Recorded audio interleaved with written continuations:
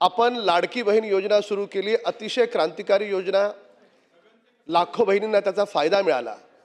आणि एक आमदार या नात्यानं मी माझ्या घाटकोपरमध्ये जवळपास प्रत्येक घरामध्ये फॉर्म भरून घेतले। अध्यक्ष महोदय ऐका अध्यक्ष महोदय, नाही तुम्ही पॉइंट ऑफ इन्फॉर्मेशन देताय का? हो पॉइंट ऑफ इन्फॉर्मेशन। तर माझ्या मतदारसंघात भरून घेतले। आजही काही महिला माझ्या घरी आल्या अध्यक्ष महोदय, आजही महिला काही घरी आल्या आणि त्यांचं म्हणणं एवढं आहे की सुरुवातीला 2 महिन्याचे त्यांना पैसे आले, काही महिलांना एका महिन्याचे पैसे आले आणि नंतर ते पैसे यायचे बंद झाले। आपण चेक केलं, त्यांचं आधार कार्ड बँकेला लिंक आहे का आहे, पण काही माहितीच मिळत नाहीये। असं सगळ्यांच्या बाबतीत नाही आहे, काही महिलांच्या बाबतीत आहे।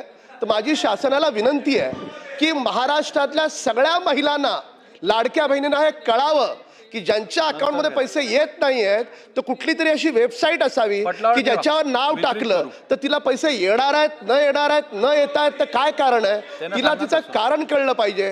कारण ती लाडकी बहीण आजही आशेवर आहे की मला 2 महिन्याचे पैसे मिळाले, पुढचे पैसे मला मिळणार की नाही मिळणार। माहितीबद्दल धन्यवाद। सरकारला निर्देश द्यावेत की सरकारनं अशा स्वरूपाची वेबसाईट सुरू करावी।